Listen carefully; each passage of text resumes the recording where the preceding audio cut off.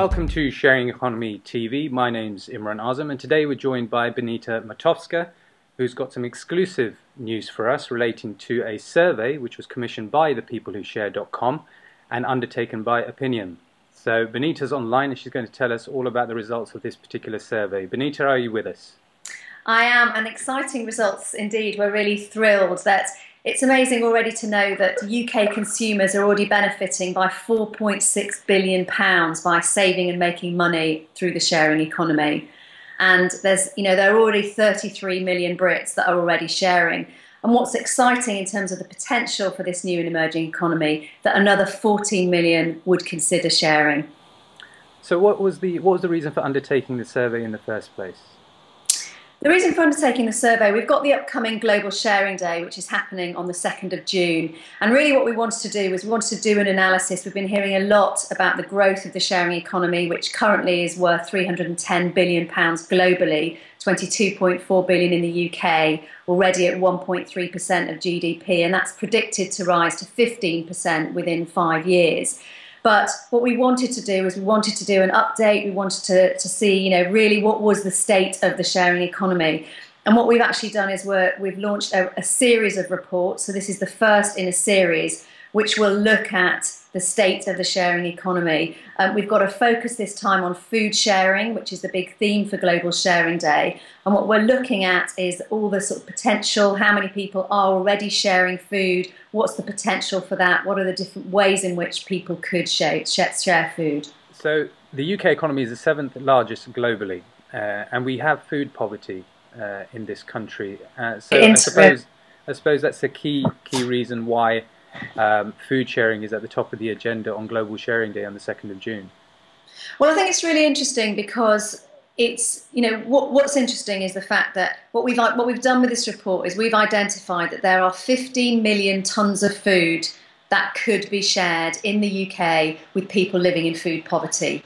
What we do know that in the UK there are over 4 million people living in food poverty. So when you start to consider that there are these 15 million tonnes of food that could be shared, the sharing economy very much is a solution to our global crises.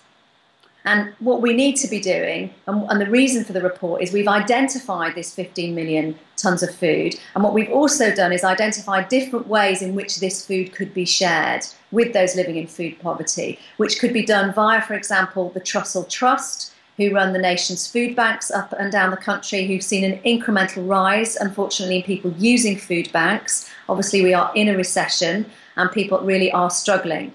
So one way is via the Trussell Trust. Well, that's one way that people can share food. Fair Share are an extraordinary charity who deliver food that would otherwise go to landfill. They've fed meals for 10 million meals to people living in food poverty from food that would otherwise have gone to landfill. So that really is a great example of sharing in action. So the exciting thing is actually here we have a really viable solution to our pressing economic crises.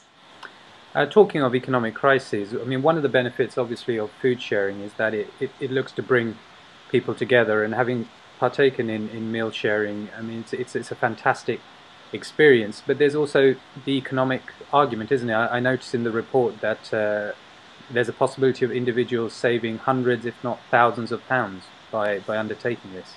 Well, exactly. I mean, what we've identified is that many people are saving up to £400, but there is this potential to save up to £5,000 a year. And when you consider how much people are struggling at the moment, the sharing economy really is a way that people can save and make money. It's very much about smarter living. It's very much about using the things that you have to get the things that you need. It's about finding ways that you can do more with less. And that's really what the sharing economy is about. It's about making this a viable economy for you and your family. That's really what a sharing economy does. It puts the people and planet at its heart, but ultimately it makes the world work better because it's connecting all that surplus with demand. When we've got surplus food, for example, that would go to landfill for spurious reasons, why not connect that with those that are living in food poverty? And that's really what the sharing economy does. It makes the world work better. Well, that's fantastic, Benita. Having read the report, I'd encourage everyone really who has access to it to read through it, because it does make fascinating reading. If people would like to read this report, where can they find it and where can they contact you? People can find the report on thepeoplewhoshare.com, and they can contact us at thepeoplewhoshare.com directly. We are you can contact me at benita@thepeoplewhoshare.com for any more information. The other thing that I would encourage people to get involved in is on Global Sharing Day, we're going to set a world record for the greatest number of people sharing food in a single day. And there are lots of different ways in which people can take part. We've partnered with the Big Lunch, so people can have a big lunch with people in their communities. It's not too late to apply and to have that happen. We're going to have one here in Brighton on my street with all the families, which is going to be a lot of fun on the day. And also people can participate in something called meal sharing. There's a fantastic online platform, mealsharing.org, where you can go online, you can meet people in different parts of the world, and you can share food. So if you're traveling somewhere and you want to have a meal with a local, share a meal with a local, this is something that you can do, and you can do that here in the UK. So mealsharing.org is another great way to share food. There's also a fantastic project called Casserole, the Casserole Club. People can go online and they can post, they can say that they would like to cook a meal for an elderly neighbour, and they get together and share that meal. So there's lots and lots of different ways in which people can participate in Global Sharing Day. But ultimately, what we want to do is set the world record and have the greatest number of people sharing food in a single day. Okay, well, that's an invitation, so we can all be part of this world record on the 2nd of June. That's Global Sharing Day, dedicated to meal sharing. Benita, thank you very much for joining us and telling us about this particular survey that was only issued last night. That's right, isn't it? That's right, hot off the press. Okay, fantastic. Thanks for joining us.